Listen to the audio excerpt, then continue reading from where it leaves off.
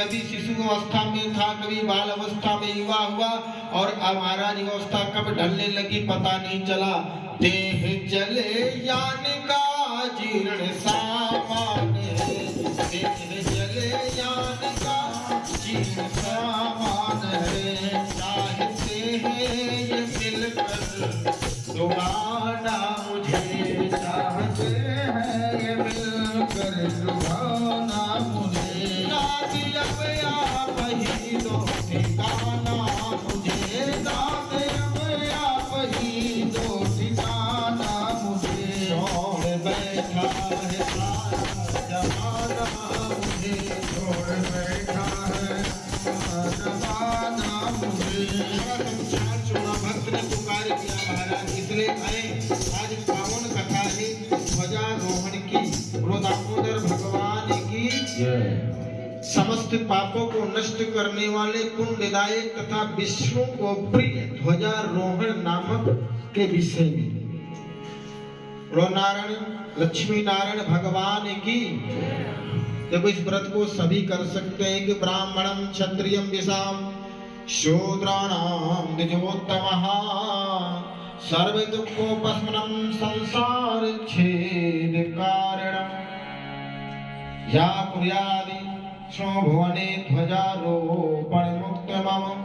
बोले इसको महाराज आज के दिन चारों वर्ण के सनातन धर्म के हमारे सभी को झंडा लगाना चाहिए मंदिर के ध्वजा के ऊपर, घर में भी तुलसी महारानी के पास, और जहाँ जैसी व्यवस्था हो। ध्वजारोपण का विशेष महत्व है।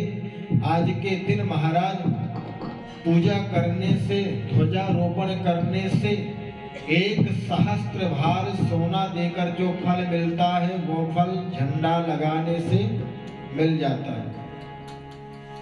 ध्वजारोपण, गंगा स्नान, तुलसी सेवा, शिवलिंग का पूजन, और महाराज कार्तिक मास के शुक्ल पक्ष की द्वादशी के दिन मनुष्य को चाहिए कि विधि पूर्वक दातून करने के बाद स्नान करे, नित्य कर्मों के बाद महाराज नारायण की पूजा करे, और धाता और विधाता का पूजन करना चाहिए। हल्दी अक्षत गंध पुष्पादि से पूजन करे, मंगल सूक्त का पाठ करे, और नारायण से प्रार्थना करे। हे गोविंद नमस्ते पुंडरीकाक्षः, नमस्ते विश्वभावन, नमस्ते स्तो ऋषिकेश महापुरुष पूर्वज। हे ऋषिकेश, हे नारायण, हम आपको नमस्कार कर रहे हैं जिनके सहस्त्रों हजारों महाराज शीर्ष हैं, भुजाएं हैं। ऐसे परमात्मा के श्री चरणों में हम प्रार्थना कर रहे हैं, उनका पूजन कर रहे हैं। इस प्रकार से बार बार पूजन करना चाहिए और ध्वजारोपण करना चाहिए। इसमें एक प्राचीन इतिहास बताया है सूत जी महाराज ने कि हे ऋषियों, प्राचीन समय में सतयुग में महाराज जो है राजा है, महाराज चंद्रवंश में जन्म लिया है, बड़े धर्मात्मा राजा, नित्य भगवान की पूजा करना। और सुमति नाम है राजा का, उनकी रानी महाराज दमयंती। रोज का नियम है मंदिर में जाना, झाड़ू लगाना और बढ़िया गौ के गोबर से लीपना और सुंदर श्रृंगार करना ठाकुर जी को, और बढ़िया झंडा लगाना। श्रृंगार में इतना चलना ध्यान दे, लेकिन झंडा लगाते थे, झंडा को प्रणाम करते थे, दीप दान करते थे। ये नियम था राजा का, नित्य का नियम।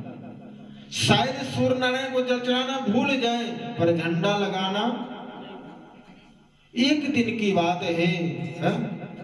विभांडक ऋषि आए हैं, हरिमन नारायण नारायण नारायण,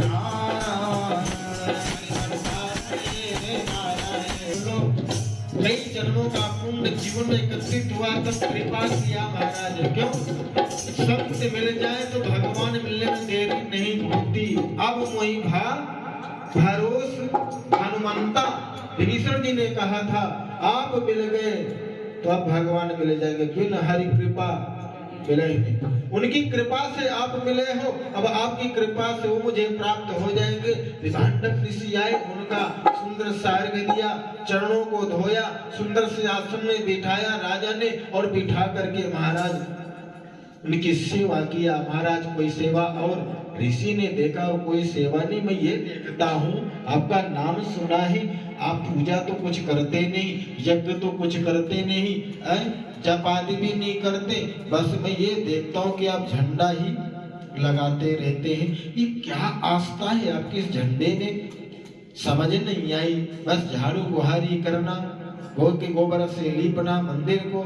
राजा ने बताया, गुरुदेव प्राचीन समय में मैं महाराज वृतांत आपको बता रहा हूं, मैं नीच कर्म करने वाला मालिनी नाम का दैत्य, कुकर्मी था, कुमार्गी था, धर्म विरोधी था, धर्म के विरुद्ध कार्य करता था। मेरे परिवार वालों ने मुझे घर से निष्कासित कर दिया।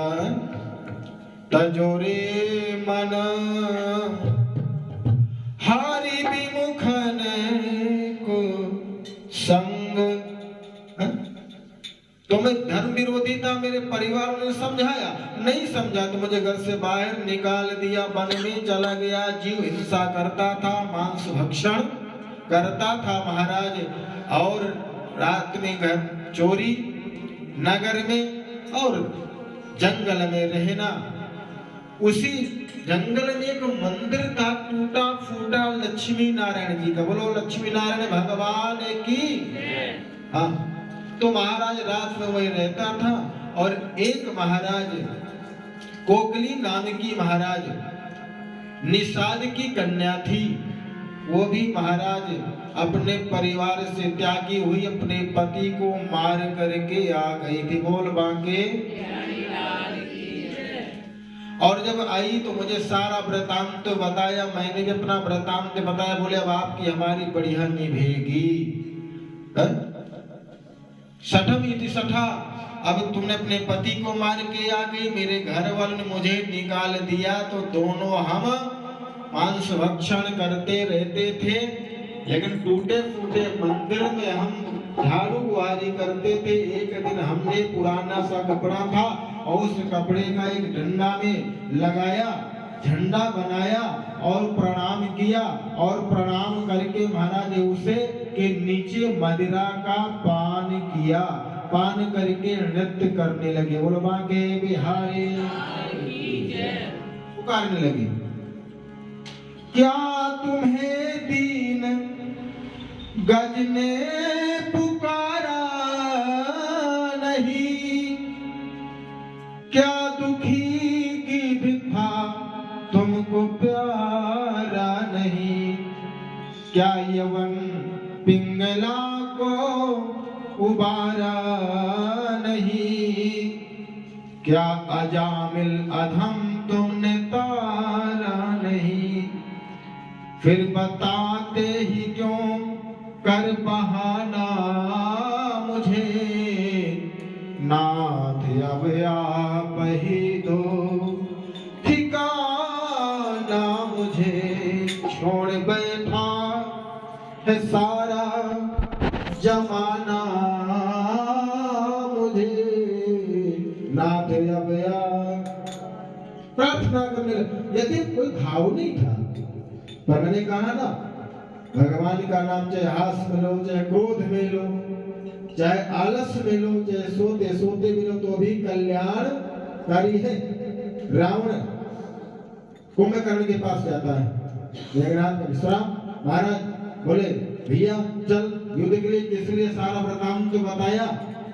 तो कुंभकर्ण ने बड़ा सुंदर बात कहा, जगदम्बा जब बताया जानकी जी का हरण कर लाया, बोले जगदम्बा का हरण कर लाया, और सत चाहत कल्याण, शर्म नहीं आती है, अपना कल्याण चाहता है। भाई पगले तुझे ज्ञान किसने दिया? बोले नारद जी ने दिया। बोले मुझे क्यों नहीं बताया? बोले क्या करूं तामसी, एक दिन सोता हूँ, जागता हूँ तो खाता हूँ, खाते खाते ही सो जाता हूँ। नारद जी आए और मुझे ज्ञान दिया, और मैं सोचा आपको बताऊंगा, खराटे लेना शुरू हो गए। लेकिन ध्यान देना, नारद जैसे संत उसे भी ज्ञान देंगे। इसलिए यहाँ प्रार्थना कर रहे महाराज, कि ठाकुर कृपा करो। और महाराज दोनों नृत्य करते करते दोनों की मृत्यु हो गई। बोले बांके बिहारी लाल की जय।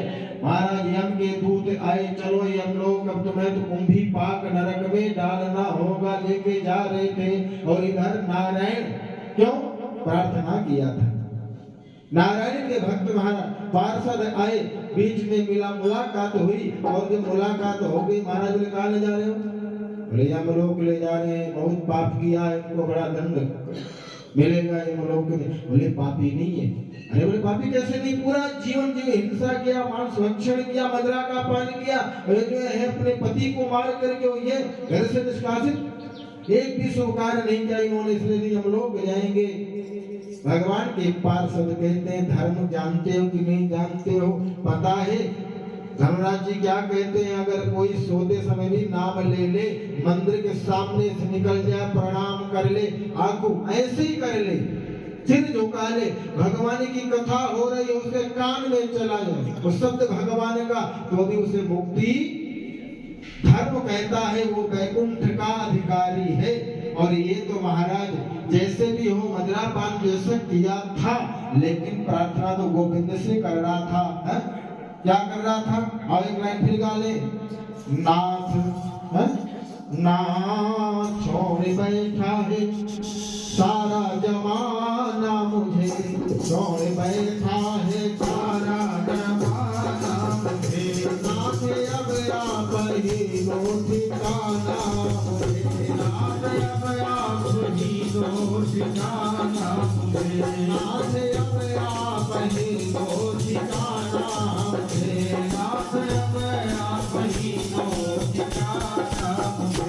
इनके कदमों पे नीचा फिर मैं करूं, इनके कदमों पे नीचा फिर मैं करूं, आहता इनके दिल पर असर मैं करूं, आहता इनके दिल पर असर मैं करूं।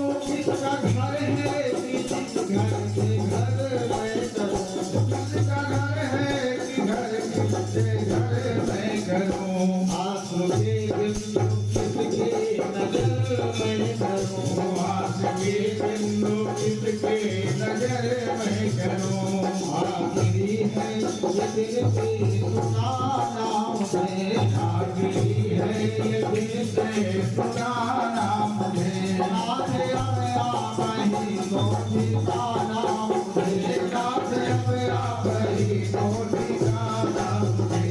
छोड़ बैठा है सारा जमाना मुझे, छोड़ बैठा है सारा जमाना मुझे, नाथ अब आप ही लो ठिकाना मुझे, नाथ अब आप ही लो ठिकाना मुझे। महाराज इतने वैकुंठ के अधिकारी हैं। और महाराज इनके दूत चले गए, भगवान के पार्षद के साथ महाराज गए वैकुंठ। बोले महाराज वहां 1 सहस्त्र वर्ष तक वैकुंठ में रहे, फिर इंद्रलोक में आकर के महाराज रहे। और इसके बाद हम कुछ जो बचा पुण्य, उसके प्रताप से आज हम राजा हैं। और जो कोकली नाम की निषाद की कन्या थी मेरी पत्नी बनी हुई है। तो महाराज उस समय हमने जो झंडा रोपण किया था, पुराना वस्त्र था, ऐसे लकड़ी बांध करके नृत्य किया, तो ठाकुर ने कितना कृपा किया है। अगर भाव से करेंगे, अगर भाव से करें, श्रद्धा से करें, तो ठाकुर पता नहीं कितना क्या दे देगा, वो हमें अपनाएगा।